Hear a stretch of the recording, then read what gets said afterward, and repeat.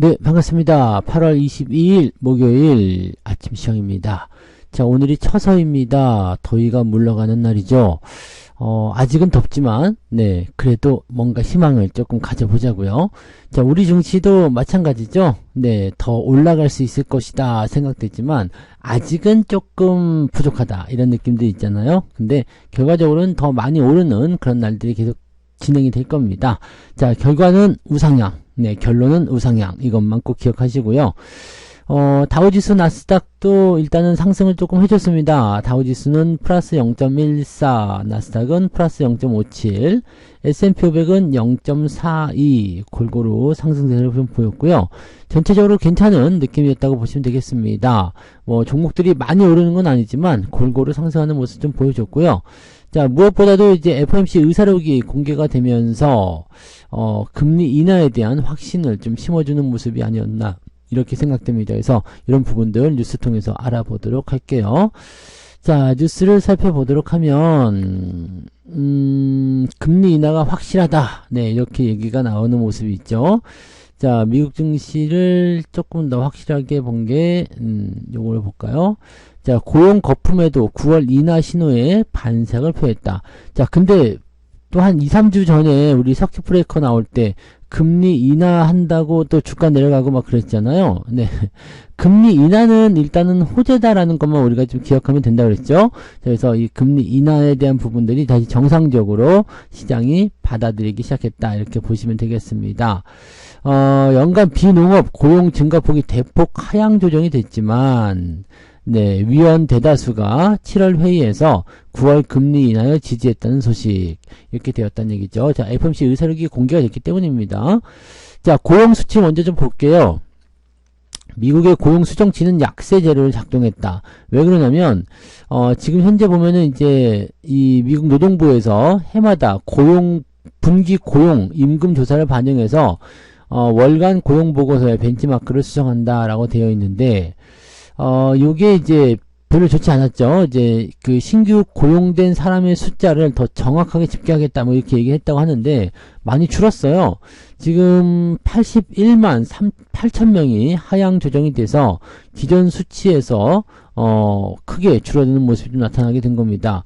예상치보다도 더 많이 줄어들면서 분위기가 조금 이상해졌어요. 감소폭은 기존 수치의 약 30%에 달한다. 그러니까 290만 명인데 81만 명이 조정이 됐으니까 상당히 많이 조정이 된 거죠. 네. 이렇게 돼버리게 되면은, 네. 고용이 그렇게 안 좋아? 그럼 경기가 그렇게 안 좋은 거야? 이제는 기업들 투자 안 하는 거야? 뭐 이런 식으로 얘기 나오면서, 상황이 안 좋게 전환될 수도 있겠죠. 자, 그래서 단기 상승분이 모두 반납됐었다라고 되어 있습니다. 아까 잠깐 볼까요, 다시? 해외 증시가, 근데, 여기, 그죠? 아침 시점에서 살짝 밀리긴 했었네요. 그렇게까지 크게 뭐 밀렸다거나 그런 모습은 아닌 것 같은데. 자, 뭐 상승폭을 반납하겠다, 어쨌다, 그런 얘기 나왔는데. 자, 근데 오후에 들어가면서 FOMC 의사록이 공개가 됐죠. 그러면서, 대다수의 의원이라고 되어 있습니다. 대다수의 위원들이 지표가 예상대로 이어진다면 다음 회의부터 통화정책을 완화하는 게 적절할 것으로 보입니다. 자, 그동안 그러면은 저렇게 7월달에 회의를 해놓고 나서도 계속적으로 금리 인하가 뭐 하면 안 된다느니 다시 금리 인상을 해야 된다는 이런 식으로 떠들었다는 얘기 아닙니까? 이거는 또, 네, 살짝 배신감 같은 느낌인데, 네, 그죠? 대다수의 위원이라면은 거의 대부분 그렇게 했다는 얘기 아니에요. 그러니까 얘네들이 언론 프로그램도 했다는 얘기인가요? 네. 자, 어쨌든, 네, 이런 내용들을 통해서 9월달 금리 인하가 거의 확실하다. 빚것이냐 아니냐 요거 가지고만 보자 이렇게 얘기하고 있는 내용이고요. 지금은 이제 0.25 정도 인하 가능성이 더 크다라고 되어 있습니다. 근데 얘네들 연준도요 금리 올릴 때처럼 그렇게 미친 짓을 안 했으면 좋겠습니다. 갑자기 금리 인하가 호재라고 하지만 갑자기 금리 인하가 떨어지게 되면 굉장히 큰 폭의 인하가 떨어지게 되면 악재가 됩니다.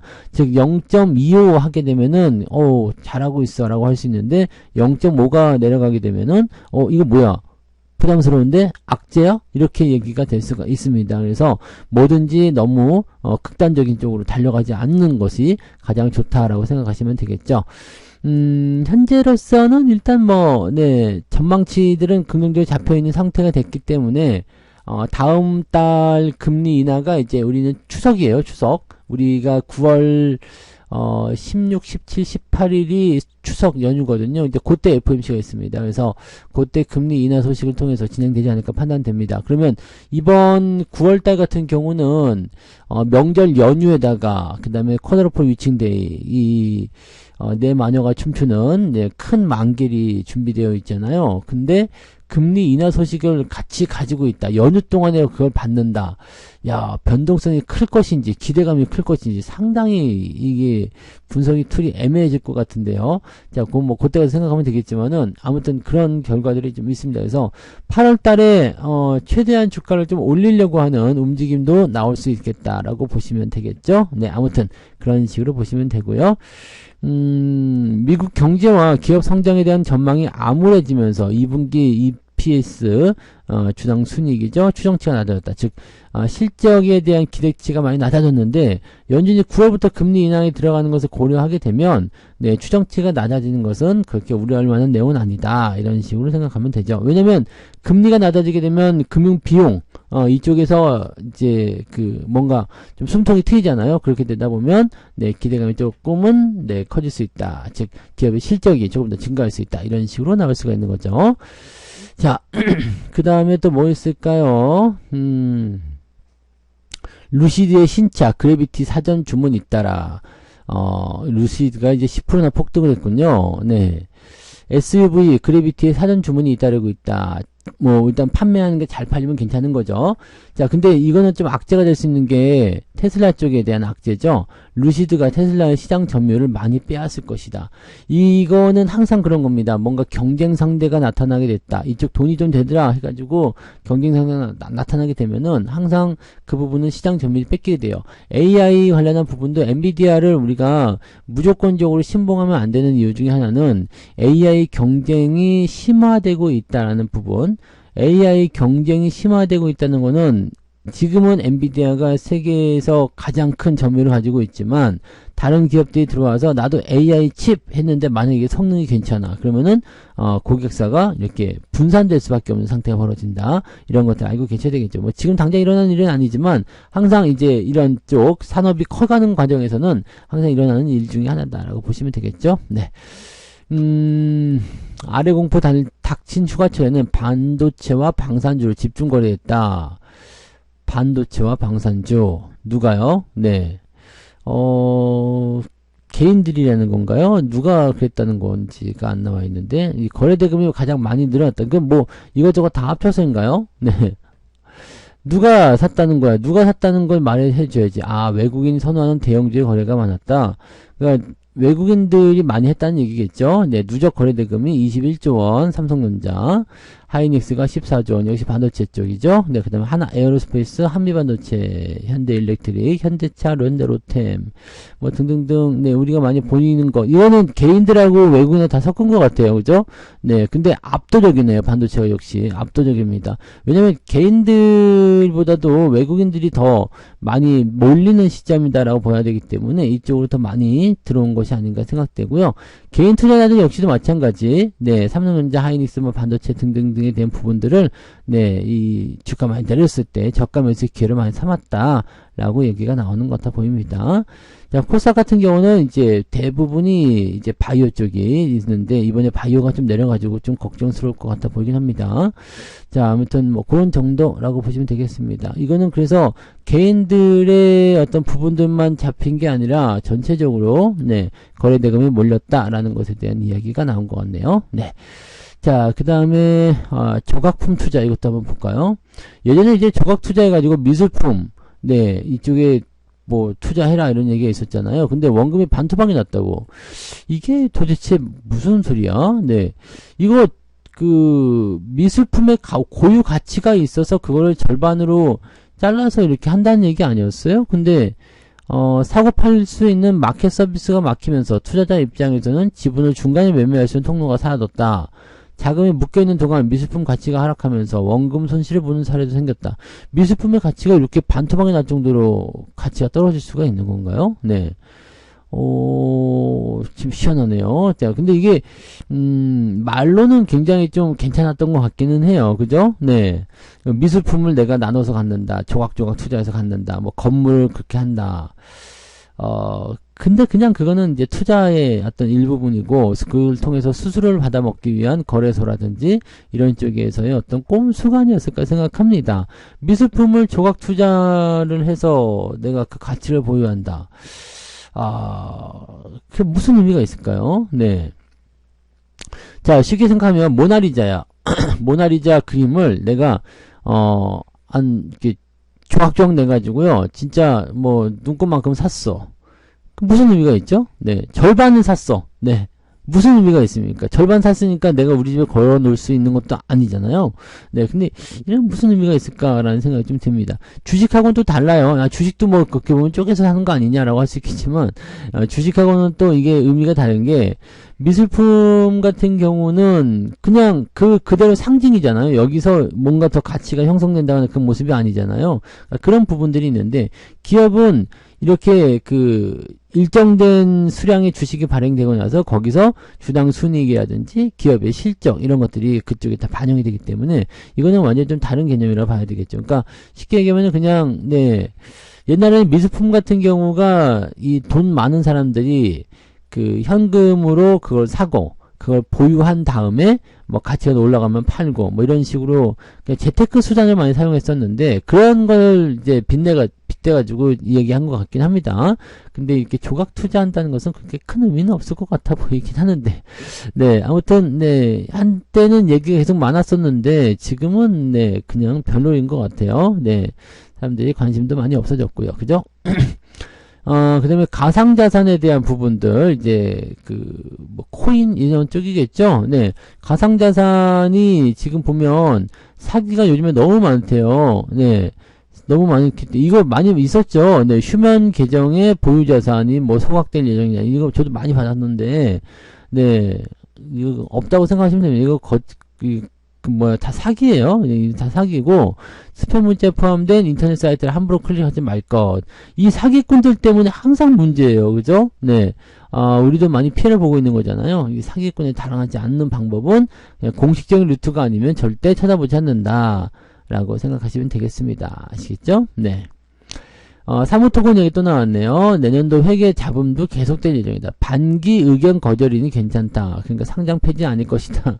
이런 얘기인데 상장 폐지 사유에 해당하지 않기 때문이다. 그러니까 상폐까지는 다 하지 않는데 중요한 거는 지금 보면 영업 적자 이익 났기 때문에 감자가 또 나올 수 있다는 얘기예요. 그래서 지금은 제 생각에는 뭐 지금 조금 살아났다고 해가지고 그게 물론 좋다고 보기는 좀 어려울 것 같아 보여요. 그래서 여러 가지 내용들을 좀 따져보면 사무토건에게는 악재성 요인이 조금 많이 있는 것 같아 보이고요.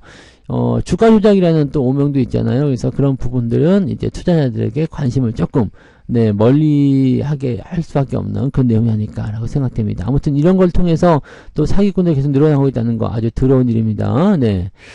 자, 그 다음에 엔비디아나 이런 것도 올랐네요. 엔비디아가 1% 정도 올라왔고, 필라델피아 반도체 지수도 1.38 상승했다. 금 좀 잠깐 봅시다. 지금보다 더 오를까? 금에 몰리는 자금. 야, 금은 왜 맨날 계속 올라가요? 이게 온스당 2,500달러 넘어선 뒤에 지금 뭐 금괴 하나에 뭐 13억, 14억 한다면서요. 저도 금을 사놓은 게 있다고 그랬잖아요. 많이 산 건 아니지만, 이게 50% 넘는 수익이 발생이 되면서, 괜찮은데, 라는 생각이죠. 금은 대체적으로 보면, 우리가 비상금 용도, 집구석에다 이렇게 딱 잘 놔두고, 금고에다 넣어놓고, 나중에 이제 뭐, 팔아먹거나, 금은 사면 잘 안 파는 것 같기는 하더라고요. 그렇긴 한데, 금값이 이렇게 비싸죠. 금괴 전쟁이 또 일어나겠는데요. 치솟는 금값. 이 금은 왜 올라가냐면, 대체적으로 이제 경기가 좀 불안할 때요. 전체적으로 시장 전망이 좀 불투명할 때, 이럴 때 금을 좀 많이 사거든요. 근데, 지금 상황에서는 왜 때문이냐?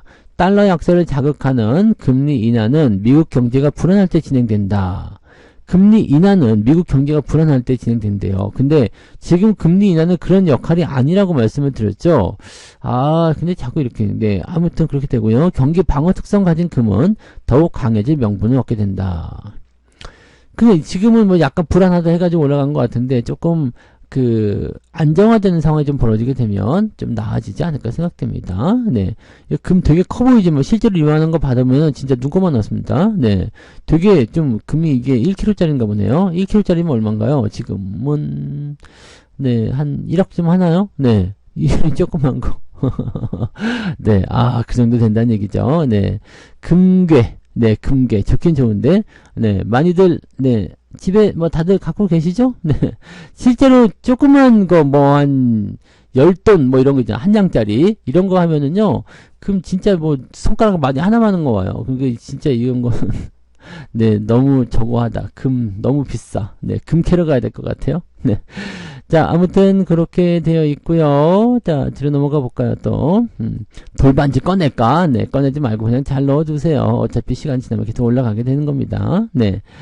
그렇게 보면 되고요. 자, 국제유가가 계속 내려가고 있다 그러죠. 네, 지금 군사적 긴장감, 중동 지역의 군사적 긴장감이 완화될 것이다라는 기대감.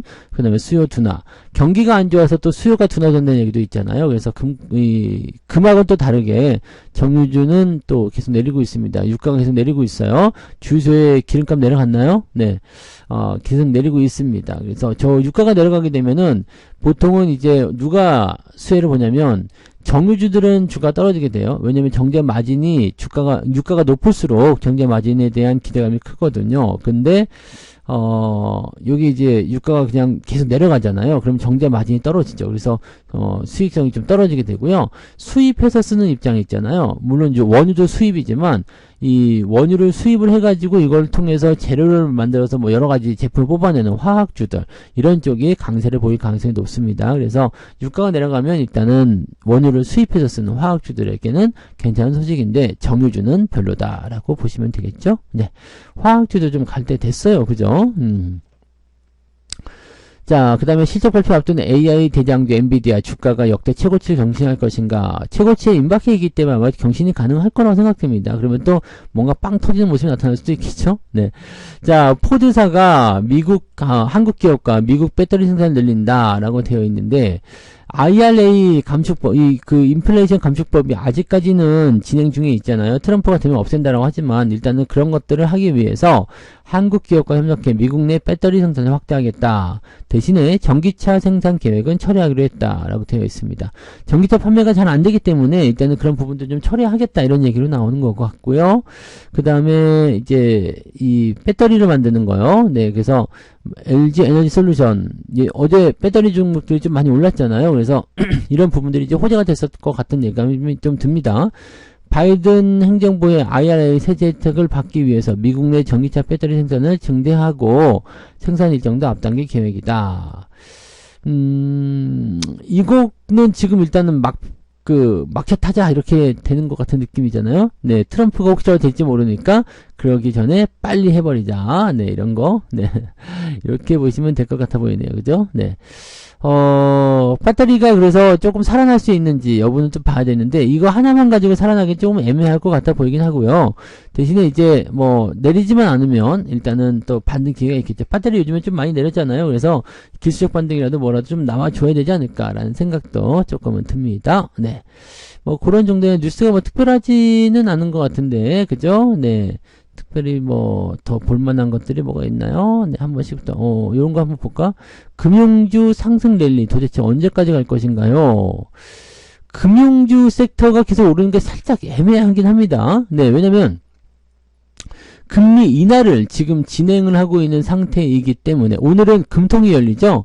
금통위에서는 뭐 금리 동결할 거란 얘기가 또 있다고 하던데, 금통위를 통해서 이제 뭐 금리가 결정이 뭐 언젠가는 금리 인하가 또 나오게 하겠죠. 네, 금리 인하를 지금 해야 되겠나 싶긴 한데, 네, 아무튼 뭐 그렇게 되어 있는데, 이 블랙 먼데이 이후에 회복력이 큰 섹터 중에서 금융, 유틸리티, 헬스케어가 이에 해당되고 있다.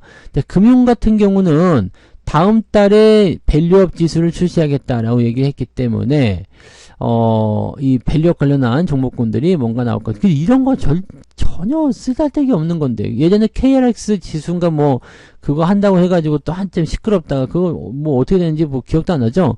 KRX 지수 기억도 못 하시는 분들 많이 계십니다. 네. 근데 KB금융은 일단 주주가치 제고를 위해서 자사주를 소각하겠다. 신한금융도 밸류업 공시를 통해서 주주환을 끌어올리겠다. 뭐 등등등 얘기가 나왔었던 부분이 있죠. 그래서 은행주들의 상승이 계속적으로 나타나고 있었고요. 금리 인하에 긍정적 영향이 있다라는 것은 어떤 부분인가요? 금리 인하 전망이 금융주에게는 부정적 영향을 미친다. 이거 당연한 거잖아요. 근데 오히려 은행 수익성에 긍정적일 수 있다. 자, 금리가 하락 시에 일반적으로 예대 금리 차가 축소가 돼서 이자 이익 증가 측면에서는 부정적이지만 뭐가 있다? 뭐가 있어요? 더 많이 대출을 받아간다라는 거죠. 네.